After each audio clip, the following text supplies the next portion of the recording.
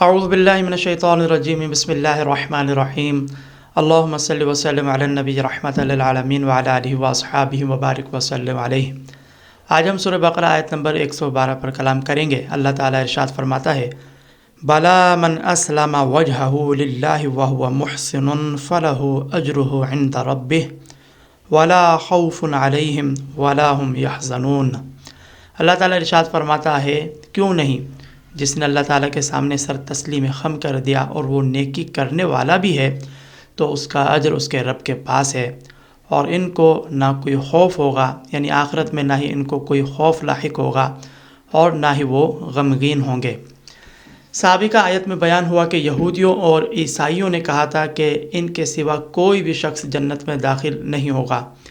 گویا کہ اس طرح انہوں نے دیگر کے جنت میں داخل ہونے کی نفی کر دی تھی۔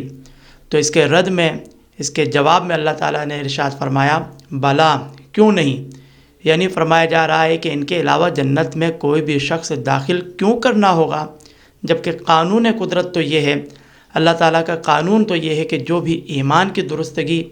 اور اعمال صالحہ لے کر آئے گا تو وہ جنت کا حقدار ہے۔ لہذا معلوم ہوا کہ نجات کا صرف ایک ہی راستہ ہے، اور وہ ہے ایمان کی درستگی اور عمل صالح۔ لہذا اگر کوئی انسان اپنی آخرت کی بہتری چاہتا ہے تو اس کے لیے لازم ہے کہ وہ اپنے ایمان کی حفاظت اور اعمال صالحہ کا ارتکاب کرے۔ اللہ تعالیٰ کی بارگاہ میں وہی شخص سرخرو ہوگا کہ جس نے اپنے ایمان کی حفاظت کی، اپنی ذات کو، اپنی خواہشات کو اللہ تعالیٰ کے حکم کے آگے جھکا دیا۔